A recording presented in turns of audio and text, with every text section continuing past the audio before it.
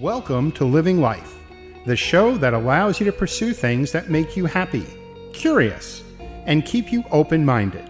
This is Living Life on the Empty the Bench Podcast Network. Welcome to Living Life, Sweets, Treats, and Eats on the Empty the Bench Podcast Network. I'm Howie Morgeson. On this episode, it's all about barbecue, and it's all about smokers. We are going to make some awesome St. Louis baby back ribs, and we have a special guest, a weekend pitmaster, Vinny Garcia, is going to be joining us and helping us with that. And then we're going to make some sides to go with it. We're going to make some homemade coleslaw. We're going to make a sweet potato pie. And then I have some help from my grandson, Josh. We're going to make Skillet Cornbread. And then we're going to make this awesome dessert, which is going to be a strawberry icebox cake. And I forgot one more thing. We're going to also do a salad with romaine lettuce on the grill, and that's going to be awesome as well. So I hope you can stay around and enjoy it with us. So right now, why don't we get started and learn how to make some barbecue?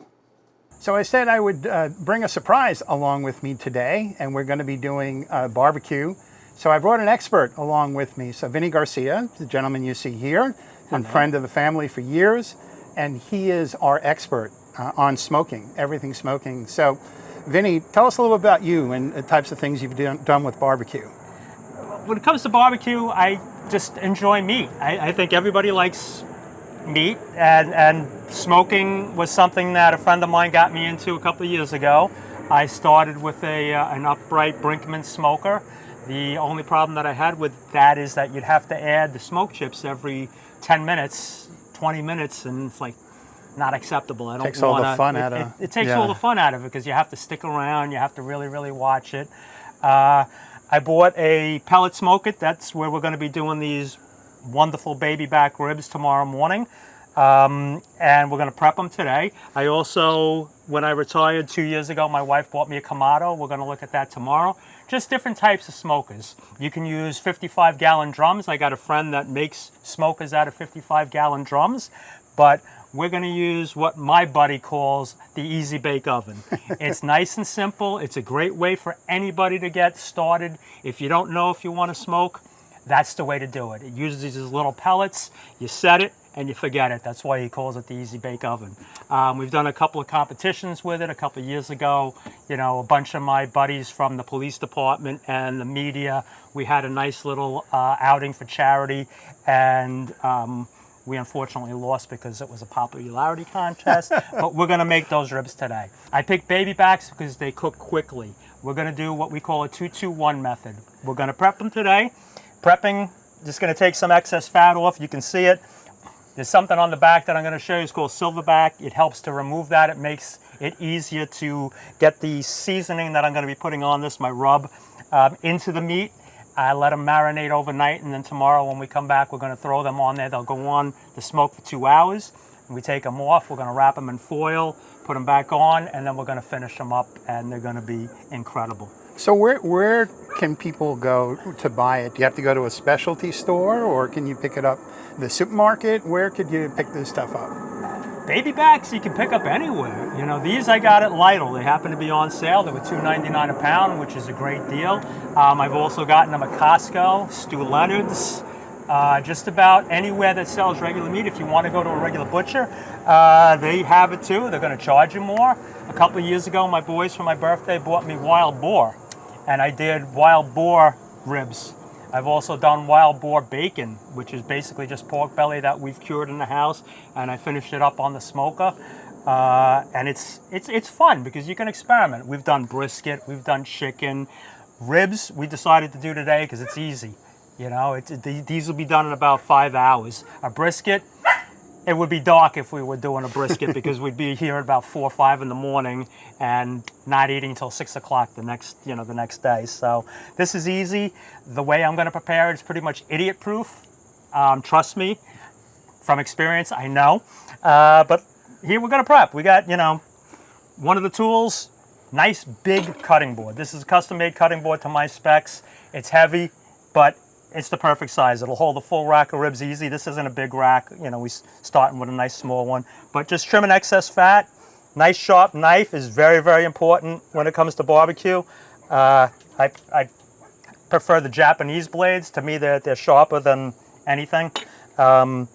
Just trimming off some of the extra fat here. This is the top of the rib. You can tell because it's a nice meaty portion. This is the bottom portion. Get out of there, fly. On the rib, it's hard to see, but I'm going to show Howie right here.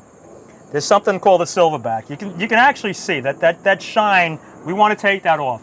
And the reason why we want to take that off is because, first of all, it's going to give us a more tender rib. Baby backs are tender and nice to begin with. You don't necessarily get a lot of meat, but you're getting to get real tender meat, really, really good pork flavor. And we want the rub that we're going to put on there on the back to get into that meat. So sometimes you got to start it with a knife. You can see this little flap here, Nick. I don't know if you can see it right there. Paper towel, necessity, because if you try to do this with your bare hands, you're not going to get anything. And it's tricky. Sometimes it comes off nice and easy. Of course, the other ones came off nice and easy. Here we go. Now, you see how that just peels away? Yep. It's kind of like, Look at that. This is really, yeah, I know. Dude, it's because you're here, Nick, because this is never this easy. It's also because they're baby backs. St. Louis ribs, bigger, more meat on them, but it also has a flap, and then the silver skin gets under there, and it just gets ripped apart. You're a good girl, puppy. And this just comes off in one fell swoop. This is amazing. 4 of the best racks of ribs that we've had in a very, very long time. Some people at this point like to coat the ribs. Some guys use mustard. Some guys use olive oil. I've used olive oil. It doesn't add any flavor to the meat. The meat's wet. It's meat. It's going to stick. We're going to use rub that I've used in competition that I really, really like. Company's called Flying Swine. This is the sweet and spicy. They have apple habanero, many, many different rubs. They're all good. You apply the rub liberally. And liberally, do you see that? Liberally. Liberally. Okay, see, I was right. It doesn't sound right, but it works. And what it means is you put a lot of rub. And rub is got the name rub because when you're done applying it, you're going to rub it into the meat. Gently massage, as I like to say. Now this particular one has got a lot of paprika. It's got a little habanero in there, not a lot. It's what they call a sweet heat. It's got brown sugar. It's got turbinado sugar. Other probably like dehydrated garlic, dehydrated other spices, some chilies.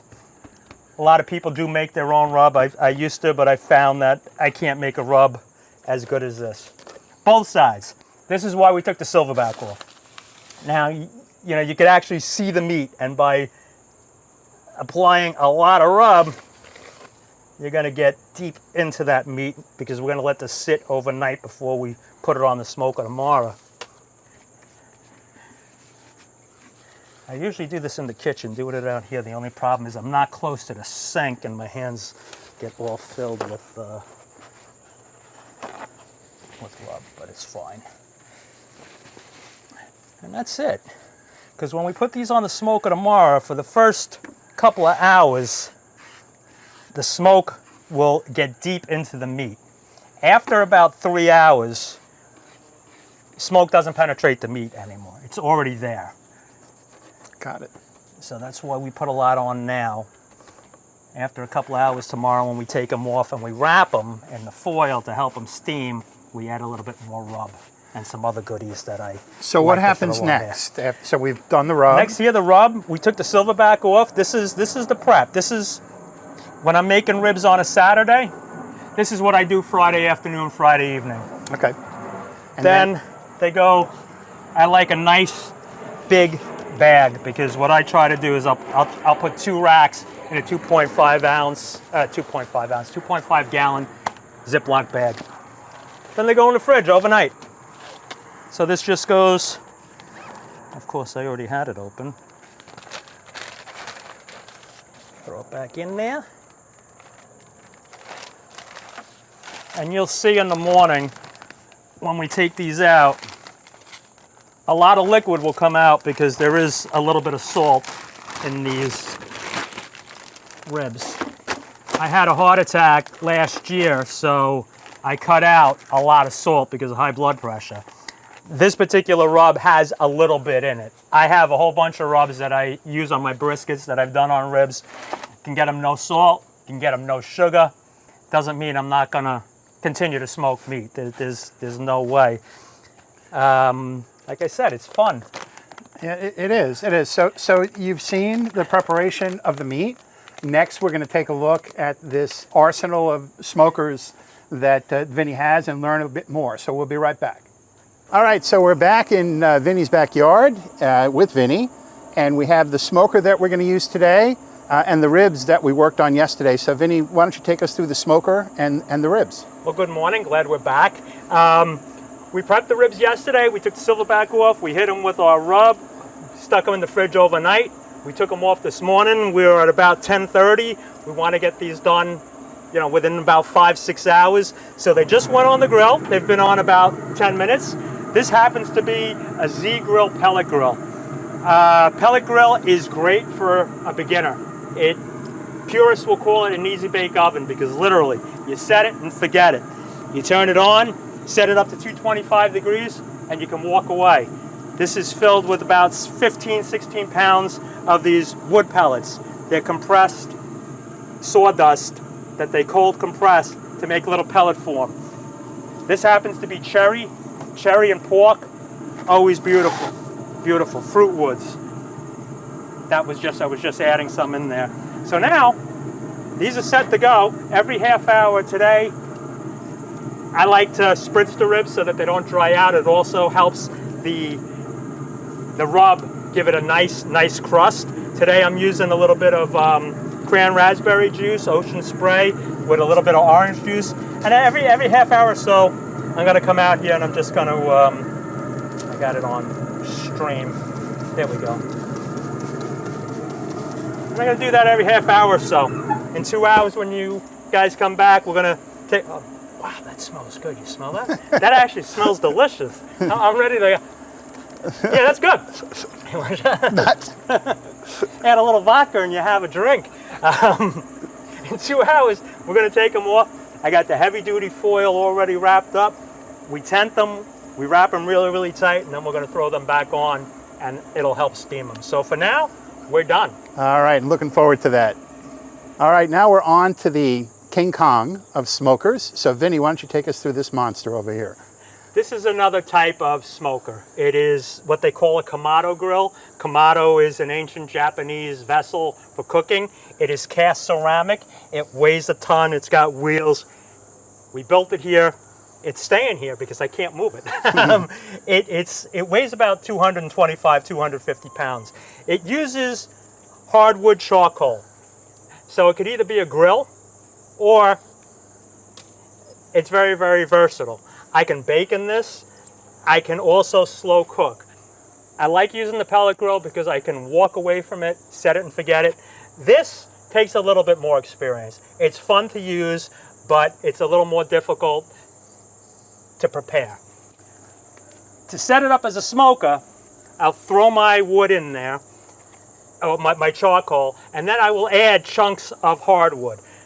Depending on what I'm making, I'll either use, again, cherry, apple, pecan. If I'm doing a steak, I like to slow start it on I do what they call a reverse sear. I'll throw it on warm grill, 225 degrees with some post oak, leave it. This device acts as a diffuser. We put the racks on top, not getting to that yet.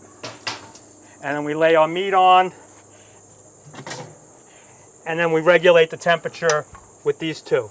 Air comes in through the bottom. Fully open, I can get this up to 600-700 degrees. Once I get to 225, which is where I like to smoke the meat, I know from experience now that I close this down. It has little notches, 1.5, and I shut this down almost fully so that not a lot of air's coming in. I can regulate this temperature all day.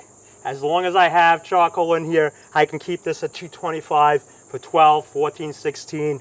Perfect for doing a brisket. You can watch it. You want to regulate that temperature. You don't want to get it too high. But if you do want to get it nice and high, I can get it screaming 600, 700 degrees, and we're going to do pizzas on here. That's going to be another show, hopefully, in the next month or so. All right, well, thanks, Vinny, and we look forward to the ribs, so stay tuned, everybody. Okay, so we're back with the Smoker Man, and he has made the voyage all the way from his home to mine, and the ribs were smoking all day, and now they're back, and they're on the grill for finishing. So, Vinny, talk to us about where we are. We're almost done. We're going to just finish these up. They're ready to eat now. They're falling off the bone. They're actually a little past where I would have liked them, but we were just trying to time everything up. So we're going to hit them up with some rib glaze. This is a company called Cosmo Q. All we're going to do is we're going to pour a little bit over, and then I'm going to hit it with a brush, and it's going to make them nice and shiny and delicious. We're going to try to keep them together as best as possible. So again, the glaze you buy off the shelf, is glaze something that you tried by yourself at one point, or just not worth the effort? The glaze, I've never made my own. I've used a couple of different brands. This is the first time I'm using the Cosmos. I'm not a huge, we discussed this yesterday, I'm not a big barbecue sauce fan. Right. I like it on certain things. On other things, to me, it gets in the way of the meat. This will just, you know, it'll penetrate a little bit. Most of that's already done. This is just going to coat it. It's going to make them nice and shiny. They'll look pretty, and it'll help hopefully firm them up a little bit once we close this lid. In about 15 minutes, we should be good to go. All right, cool. So we're going to close this up, let it go for a little bit, and we'll join you when we're taking them off the grill. So we'll see you in a little bit. Stay with us. Okay, now that we have some awesome ribs that we're going to have, we need cornbread because barbecue really loves cornbread. And I have my assistant with me here, my grandson Josh. Say hello to everybody, Josh. Hello. Okay, so we have a lot of ingredients here, so we're going to put them into the bowl, and then we're going to mix them up. Okay, so we get started. Okay, so we have this, which is flour, and let's put the flour in. I got it. Okay, I'm just holding it. Ugh. Okay, we'll put that here. I can do that. Okay, what do we have here? I can do it. What is it? Cornmeal? Yeah, okay. Cornmeal. I can do it. Okay, I'm just holding it. You pour it. Okay, you got it. Good one. Okay, now we have sugar. I can do it by me. Okay, go ahead. Excellent. Good job on the sugar. Thanks. Now we have some baking powder. You want to put that in? Great job. Then we have some baking soda. You're going to put that in. Okay, then we have a little salt. Great. Next we have some milk. Go ahead. The milk by myself. Pour it in. Excellent. Good job on the milk. Okay, this one's a tough one, so we'll do it together. Which one is this? Buttermilk. Buttermilk. So let's pour the buttermilk in. Make sure we get it all I in. like buttermilk. Do you? Yeah. It's good to know. Then we have, what do we have here? Eggy. Okay, so let's put the eggs in. Okay, good job on that. And then last but not least, Melted butter. melted butter. And who likes butter? Me. Okay, so let's put the butter in.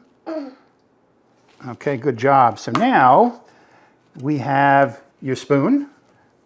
Okay, so now you can start. Oh, you want the whisk? Yeah. Okay, sorry. Okay, go ahead, take the whisk and mix it all around.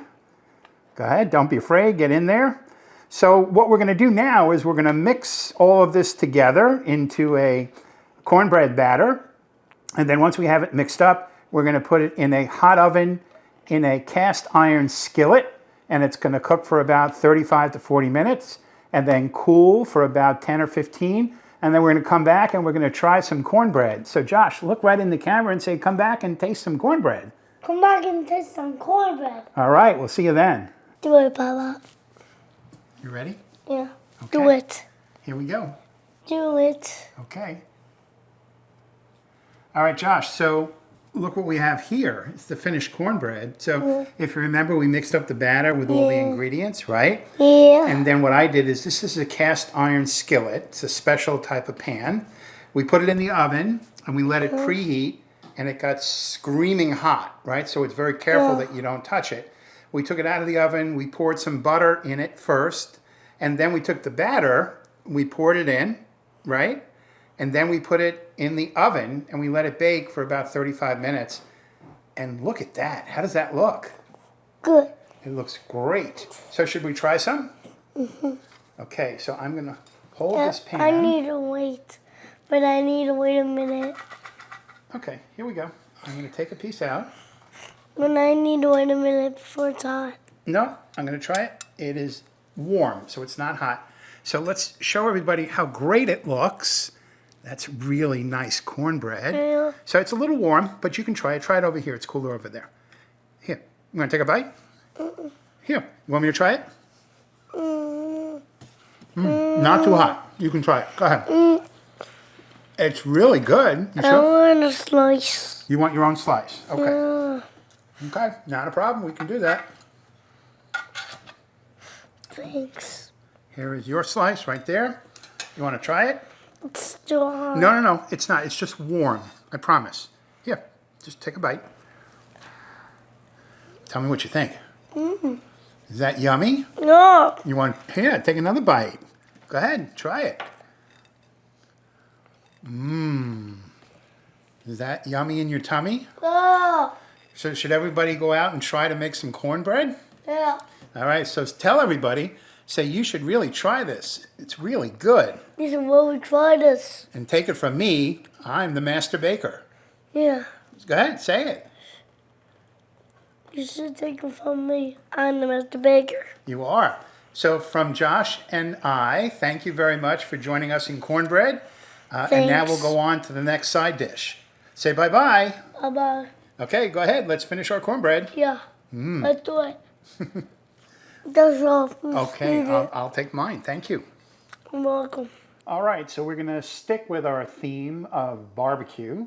And now what I'm going to put together for you is a sweet potato pie. Sounds yummy just thinking about it. So we start out with the star of the show, which is the sweet potato, which we have here. Put that in. Then we're going to put in some yogurt, and this is just plain yogurt. So put that in. And then once I have that in, I'm going to start the mixer going, and we'll add in the rest of the things. So start it going low, and we have some brown sugar that we're going to add in. Okay, we got all that in. Then we're going to add some egg yolks. So we'll add the egg yolks in. And then we have some nutmeg. It's a great spice. Sweet potato loves nutmeg a lot. We're going to put in some cinnamon. Then we have some salt. Because believe it or not, salt enhances the sweet flavor. And then we have a little bit of pure maple syrup. And we'll put that in. So this is going to have to mix for a while. We'll make it a little faster. And then when it's finished mixing, we're going to put it into the pie crust and put it in the oven for about 50 to 60 minutes. And then it'll be all ready to go. So stay with me, because after this is finished beating, we're going to put it into the pie shell. Okay, so our sweet potato mixture is done. So I'm going to turn this off, and I'm going to take it out of here. I just want to take off this first so we don't make a mess. So I'm going to get every last bit of that off. I'll put that over here. Then we'll take our sweet potato mix and we'll pour it into our pie crust. That looks wonderful. Okay, and now what we're going to do is we're going to put this in a preheated oven, 350 degrees, where it will bake for about 50 to 55 minutes. And in the finale, you will see exactly what this sweet potato pie looks like. So I hope you can join us for that. So you can't have barbecue if you don't have coleslaw. And there's lots of coleslaw recipes out there. This is a simple one that I found. There's no mayo in it. So for those of you who don't like mayonnaise, this is probably one that you'll like. I am using my food processor to do this, but you don't have to have a food processor. You can cut the cabbage up on a cutting board with a knife. It just will take you a little bit longer to do. So I'm going to take my cabbage that I cut up, put it in the food processor, turn it on, and put it down, and then grab the next piece and do the same. Maybe I can put more than one in. Yeah, I can do that. So I'm going to push that down, and here we go. All right, and we'll keep going. We'll put more cabbage in. So you can do, there's different types of cabbage. This is green cabbage. There's also purple cabbage, which is really good. So you can do any type of cabbage that you want.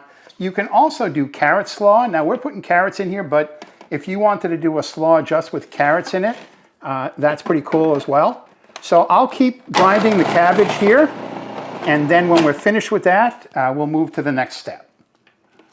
All right, so we processed all of the cabbage with the food processor, and what we have is this finely sliced cabbage that we can add more stuff on. Before I add those things on, I just wanted to mention, if you wanted to see back episodes of Sweets, Treats, and Eats, you can check out our YouTube channel, and you can see all the back episodes and other things that Empty the Bench Podcast Network is doing. So why don't you check that out? So we have our cabbage here.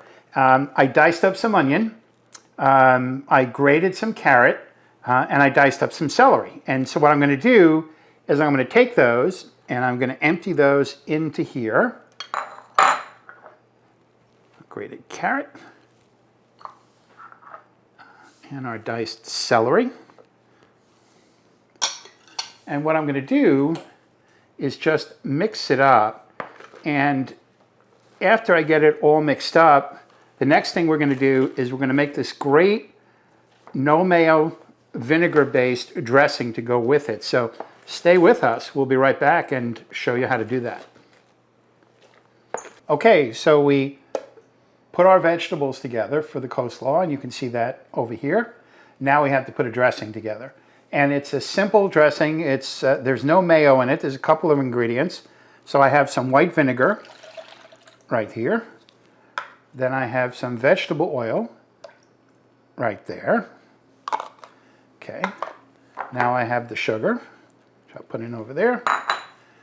Mustard powder. Now mustard powder is maybe not something that you've heard of before, but you have heard of mustard. You have it on hot dogs and things like that. So mustard powder is what mustard is before it turns into liquid mustard when they add vinegar to it and they mix it all up and it's yellow mustard. So we have mustard powder that we're going to add in there, and we have some salt, and then we'll just put a little ground pepper in for good measure. All right, and then we'll just whisk our ingredients together. And we want to make sure that we get it mixed well, because then what we're going to do is we're going to put it in the coleslaw and we're going to let it sit. Sitting overnight would be the best thing to do because it gives it a chance to be absorbed into all the delicious veggies that we put together, you know, in the coleslaw. And I don't know if I mentioned, but there are different types of coleslaws that you can make besides the different types of cabbage. So we use green cabbage to make our coleslaw. There is purple cabbage that you can use as well to do it.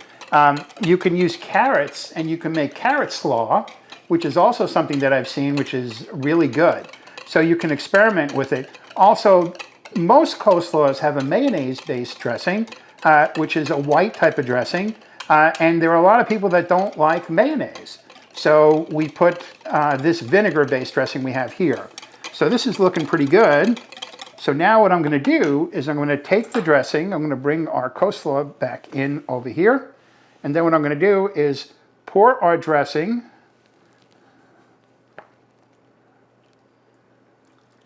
okay, there we go. And then what I'll do is I'll mix it, and I'll continue to mix it so it gets all mixed in, and then I'm going to cover it and I'm going to put it in the fridge.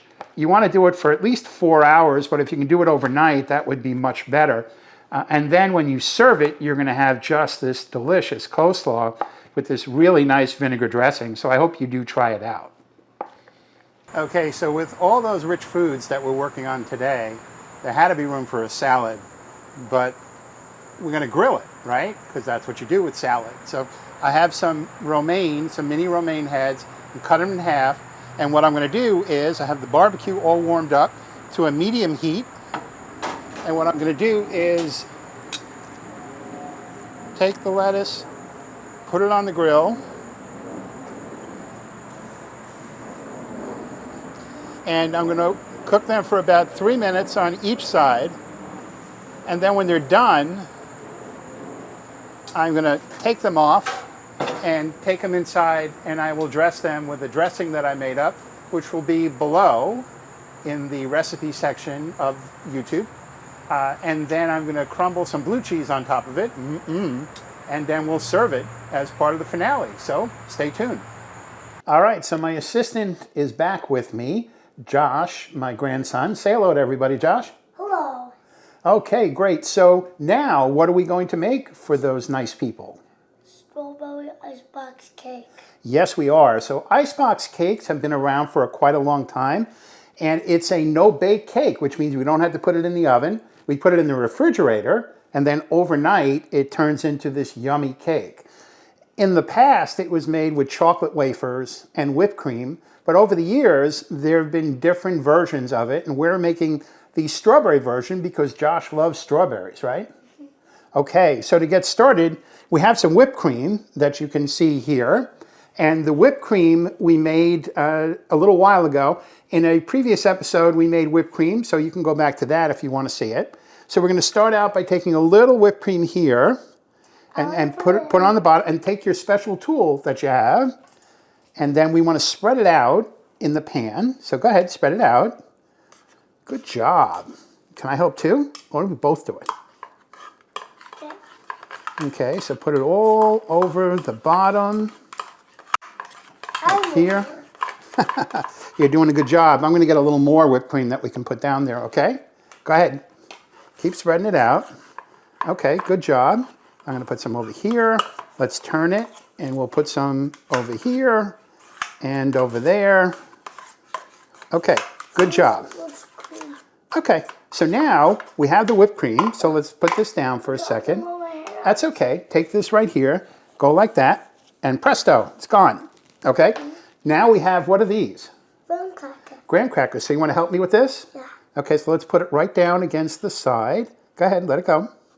That's one. Then we're going to put another one over here, like that. We're going to cover the whole thing. We're going to cover the whole thing, right? You want to put one on? Go ahead, put one over here. Come up over here. Good job. And we're going to take some smaller ones and put those over here to fill up all the spaces. And let's see if we can fit some in down here. Yeah, we can. So let's put some there. And then let's put one more over here. And you know what comes next? Next, more whipped cream. More whipped cream. All right, so I'll put it on. You go get your special tool. Oops. And I'm going to put some whipped cream here. And go ahead, spread it out. Come help too. Yeah, I'll help too. So we're going to spread the whipped cream out, right? Yeah. Okay.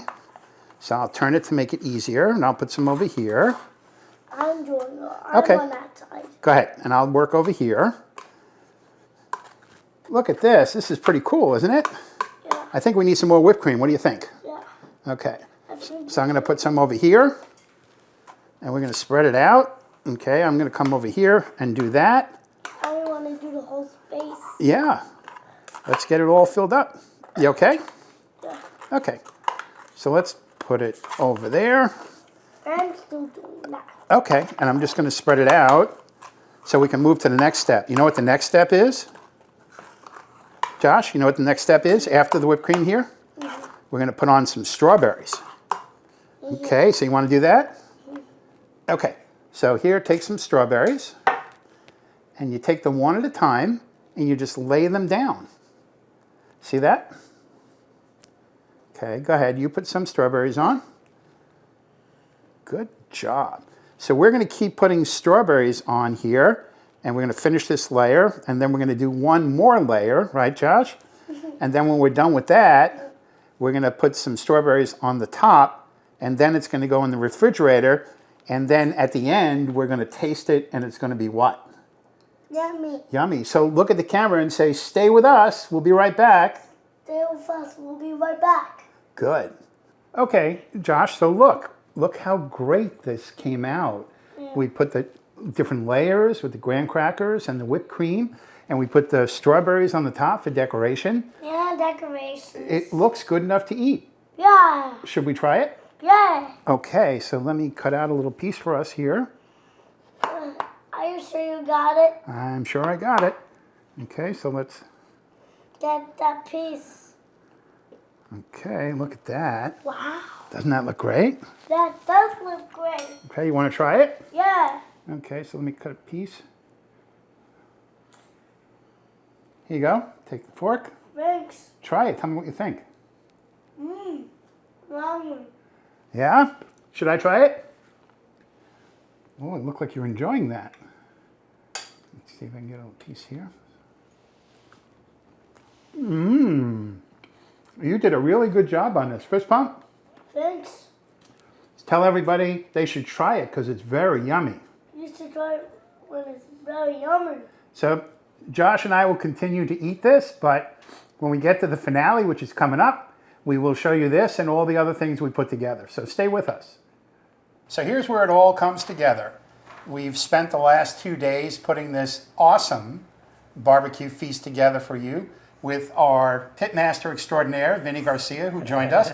So Vinny, these ribs look great. Tell us a little bit about them. These are the ribs that we started last night. We seasoned them. We took off this silverback. That's that thin membrane that was on the back. We hit them with our flying swine rub. We put them in the fridge overnight. This morning they went on.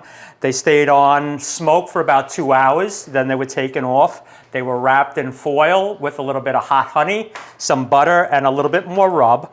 They went a little too long. That's why they're kind of falling apart when we finished them up here on the Weber outside. But they're perfect. These are going to be fall off your bone, spectacular ribs. Well, they do look fabulous, and we've put some sides together to go with it. So let me go through what we have. So over here to the right, we have our salad part of the meal, and we have grilled romaine lettuce. We put a special dressing together, which you can find on YouTube down below, where all the recipes are. And then we put the dressing on and some crumbled blue cheese on top. Next to that is the homemade coleslaw that we made. And that has no mayo in it. For those of you that don't like mayo, you're really going to like this coleslaw. In front of that is the sweet potato pie, and that looks awesome. I can't wait to dig into that. Next to that, we have the Skillet Cornbread that I put together with my grandson Josh, and that was a lot of fun. And then all the way over to the left, we have the strawberry Icebox Cake that I also put together with Josh, and that came together fabulous as well. We also have, as part of it, Vinny, you have some beers over there. So if you want to pick one and talk to us about it. We're going to crack one right here. Barbecue and beer, I mean, they're two B's. They go well together. You have to have a beer when you have barbecue. Lemonade, put a little vodka in there, and now you're talking. But I'm going to try, this looks like Barrier Brewing Company. It's a lager. You could really have anything with barbecue, but this looks like what I am going with. All right, so I'm glad you can join us today for this episode of Sweets, Treats, and Eats, barbecue. So to you, Vinny. Thank you, sir. It was great working with you. Nick behind the camera, good job, thank you. All right, so join us next time for the next episode of Sweets, Treats, and Eats. We'll see you then.